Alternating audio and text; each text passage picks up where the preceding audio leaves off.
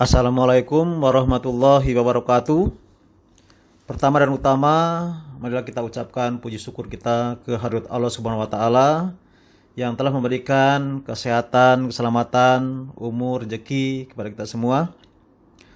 Salawat bering salam tidak lupa kita sampaikan kepada junjungan kita Nabi besar Muhammad sallallahu alaihi wasallam yang telah membawa kita dari alam jahiliyah ke alam yang penuh dengan ilmu pengetahuan seperti saat sekarang ini.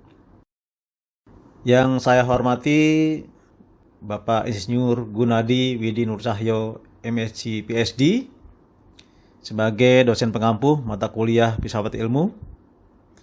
Terima kasih Pak Gun atas ilmunya yang telah diberikan. Semoga bermanfaat dan berkah. Baik, pada kesempatan kali ini saya akan menyampaikan kisah seorang tokoh muslim dunia, Ibnu Batutah, sang muslim penjelajah dunia. Ibnu Batutah dalam lisan Indonesia, Ibnu Battutoh dalam lisan Arab. Ya, saya akan menggunakan lisan Indonesia saja ya, biar mudah. Ibnu Batutah, dia seorang penjelajah dunia sangat terkenal. Tidak kalah terkenalnya dibandingkan dengan Marco Polo, ada Vasco da Gama, Christopher Columbus. Marco Polo berasal dari Italia, Vasco da Gama dari Portugis, dan Columbus dari Spanyol. Sedangkan Ibnu Batutah berasal dari ujung Afrika, yaitu di Maroko, di kota Sanji. Ibnu Batutah dengan nama lengkapnya Muhammad bin Abdullah bin Muhammad bin Ibrahim At-Tanji yang bergelar Samsudin bin Batutah yang tenar disebut dengan Ibnu Batutah. Ibnu Batutah hampir menggunakan separuh masa kehidupannya untuk mengembara dengan berpegang teguh kepada syariat Islam. Ia mengembara selama 30 tahun dan telah melintasi kawasan dunia sebanyak 44 negara pada pertengahan abad ke-14. Ibnu Batutah lahir di Maroko pada tanggal 25 Februari 1304. Ia berasal dari keluarga cendekiawan ahli hukum. Ayahnya seorang hakim di Maroko. Semasa remaja ia mendapat pengajaran ilmu hukum dari ayahnya. Ibnu Batutah wafat di Maroko tahun 1368 pada usia 64 tahun. Perjalanan Ibnu Batutah pertama sekali diawali dari Maroko menuju ke Tanah Suci Makkah dengan tujuan untuk menunaikan ibadah haji dan berziarah ke makam Nabi Muhammad SAW di Madinah. Pada masa itu usia beliau berusia 21 tahun. Ibnu Batutah selanjutnya meneruskan perjalanan ke beberapa wilayah, baik yang berpenduduk Islam maupun yang penduduknya belum Islam, seperti Afrika Utara, Afrika Barat, Timur Tengah, Jazirah Arab, Asia Tengah, Asia Selatan, Asia Tenggara, Tiongkok, dan Indonesia, khususnya Samudra Pasai yang sudah memeluk agama Islam.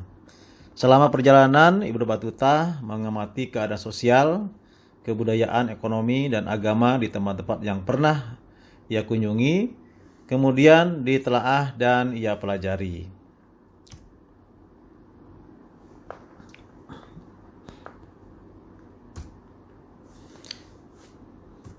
Ibnu Batutah banyak melakukan siar agama Islam di negara-negara penduduk masih belum memeluk Islam, dan ia melakukan perdagangan dan kerjasama di bidang lain dengan memasukkan unsur Islam meski tidak secara langsung.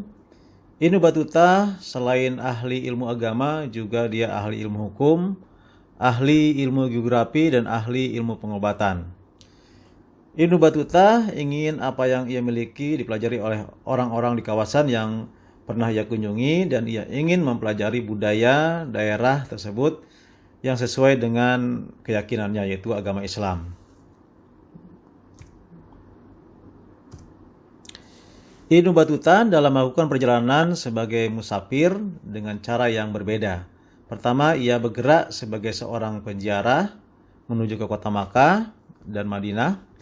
Kedua, ia mengembara sebagai seorang ahli sufi dan ahli fikih, mencari pengetahuan dan mencari kawan yang untuk bergaul sesama cendekiawan di kota-kota besar Islam. Ketiga, ia melakukan pengembaraan sebagai anggota elit terpelajar dan mencari pekerjaan di pusat-pusat peradaban kota Islam. Setelah melakukan perjalanan selama 30 tahun, Ibnu Battuta kembali pulang kampung, itu ke negerinya Maroko. Mengetahui kedatangan Ibnu Battuta, Sultan Abdul Inan, penguasa Marinid dan Maroko, meminta Ibnu Juzai, sarjana sastra Andalusia yang masih muda, untuk mencatat pengalaman Ibnu Battuta selama pengembaraan. Ibnu Battuta menghabiskan 2 tahun untuk mendiktekan kisahnya kepada Juzai. Hasilnya adalah sejarah lisan yang disebut hadiah untuk mereka yang merenungkan keajaiban kota dan keajaiban perjalanan, atau yang lebih dikenal dengan istilah rihlah atau perjalanan. Itu kisah dari perjalanan Ibnu Battuta. Riwayat perjalanan Ibnu Battuta menyajikan gambaran tentang peradaban dunia abad pertengahan. Kisah perjalanan Ibnu Battuta menjadi sumber pengetahuan dan pelajaran baik di kalangan muslim maupun sejarawan barat, dan sampai saat ini masih dijadikan sebagai rujukan oleh sejarawan dunia, baik sejarawan muslim maupun sejarawan non-muslim. Nilai-nilai positif yang menjadi inspirasi dari kisah perjalanan Ibnu Battuta ini: perjuangan jihad fisabilillah menuju ridho Allah SWT, keberanian dan semangat luar biasa dalam melaksanakan syiar ajaran Islam ke berbagai penjuru dunia. Obsesinya yang sangat kuat dalam mencari ilmu pengetahuan ini merupakan pengaplikasian kata mutiara, tututlah ilmu sampai ke negeri Cina, dan ini dilaksanakan oleh Ibnu Battuta. Kisah perjalanan Ibnu Battuta menjadi sumber pengetahuan dan pelajaran yang menghasilkan karya tulis bermutu tinggi dunia yang sampai saat ini masih digunakan sebagai rujukan. Dari kisah perjalanan Ibnu Battuta, banyak hal yang sangat penting yang bisa dijadikan sebagai pelajaran bagi kita semua. Kita mengenal nama-nama beberapa penjelajah dunia yang terkenal seperti Marco Polo dari Venesia, Italia. Dia mulai melakukan perjalanannya tahun 1292 dengan tujuan untuk berdagang, menyusuri jalur sutra ke daratan Cina, sehingga terbentuklah suatu rute dagang Eropa-Asia. Bahkan ia sempat singgah di Pulau Sumatera, tepatnya di Kerajaan Samudra Pasai. Yang berikutnya ada Vasco da Gama, penjelajah berkebangsaan Portugis yang menemukan jalan laut langsung dari Eropa ke Malabar, India, dengan melakukan penjelajahan laut mengelilingi Afrika di tahun 1469 sampai 1524 dengan tujuannya untuk mencari pasar komersial, jadi berdagang dia di benua timur. Misi ini merupakan tugas dari Raja Portugis dan dibiayai oleh negara. Jadi ini merupakan misi negara yang didanai oleh pemerintah Portugis. Yang berikutnya ada lagi yang terkenal, itu Christopher Columbus, penjelajah dan pedagang asal Spanyol yang menyeberangi Samudra Atlantik dan sampai ke benua Amerika pada tahun 1492. Perjalanan tersebut didanai oleh Ratu Isabel dan Castilla Spanyol, setelah berhasil menaklukkan Andalusia. Jadi mereka semua didanai oleh pemerintah masing-masing.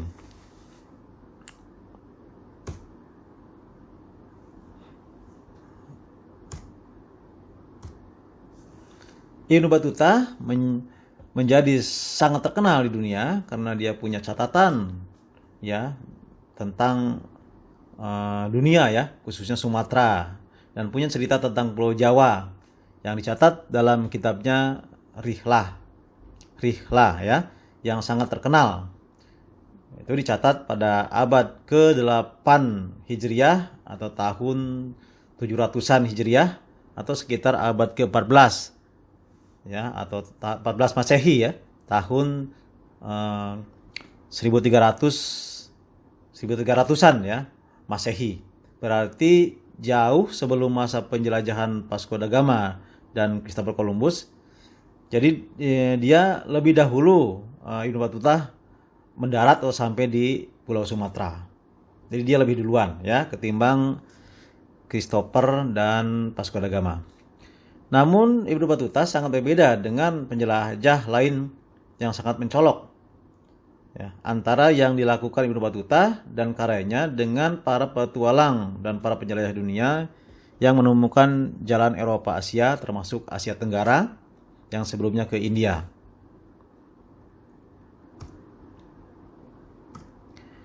Mereka semua melakukan itu dengan sebuah misi ekspedisi ya, yang didanai oleh pemerintah, secara resmi didanai oleh pemerintah atau negara, atau oleh sebuah korporasi kumpulan para pedagang, karena misi ini membutuhkan dana yang sangat besar. Dengan tujuan dan tujuan lain juga selain sekadar penjelajahan, mereka juga mencari pasar baru untuk sumber ekonomi baru ya, untuk menjual produk mereka dan mencari sumber ekonomi baru seperti tambang emas ya, rempah-rempah, dan akhirnya mereka menemukannya di Asia Tenggara, terutama di Indonesia. Sehingga dengan demikian bangsa Spanyol, bangsa Portugal, Belanda, Inggris akhirnya sampai di negara kita di Indonesia.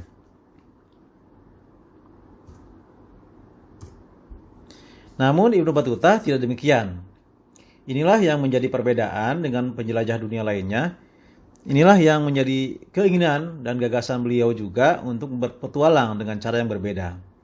Yang pertama, Ibnu Battuta melakukan perjalanan sendirian. Ya, dalam arti kata tidak disertai oleh pengawal atau orang dari kampungnya. Ya, jadi dia berjalan sendiri walaupun pada dasarnya di jalan dia bertemu dengan orang-orang yang tidak dia kenal sebelumnya. Ibnu Battuta berpetualang secara pribadi dan tidak dalam suatu misi korporasi atau pemerintah atau dari siapapun. Ya, jadi tidak ada dia kaitan dengan pihak manapun. Jadi dia berpetualang secara mandiri. Ibnu Battuta seorang muslim berjiwa berpetualang dan dia ingin mencari ayat-ayat Allah di muka bumi dan ia melakukan perjalanan hidup sambil melakukan syiar agama Islam. Ibnu Battuta hanya membawa bekal secukupnya ya, beberapa keping uang emas untuk biaya hidup. Ia tidak dibiayai oleh pihak manapun. Jadi ia biaya sendiri. Walaupun dengan biaya yang pas-pasan ya, dengan beberapa keping emas saja untuk kebutuhan hidupnya.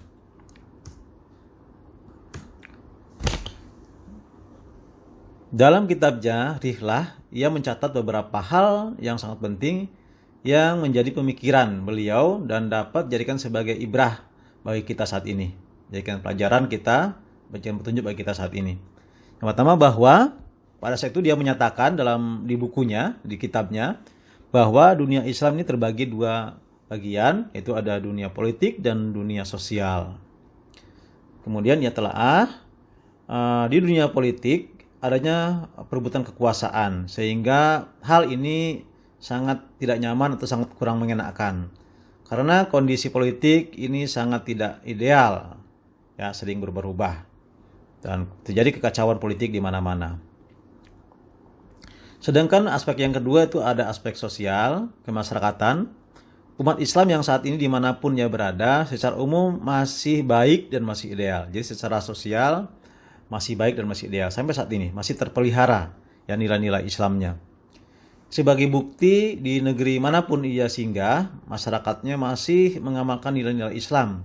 Seperti dengan menyambut tamu dengan baik, dengan memuliakan tamu, sehingga dimanapun dia berada, Ibnu Battuta tidak merasa kesulitan dan kesusahan. Karena banyak saudara-saudara muslim di dunia yang menjadi sahabat atau kawan daripada Ibnu Battuta.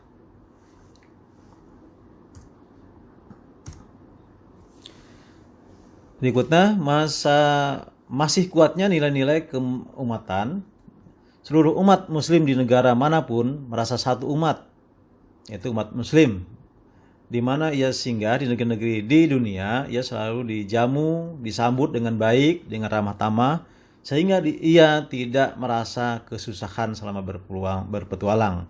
Dan ini dicatat ya, dan setiap ia singgah di suatu negara, bahkan ia dicatat secara detail apa yang diberikan oleh masyarakat tersebut, apa yang disajikan, apa yang disuguhkan, dia mencatatnya secara detail.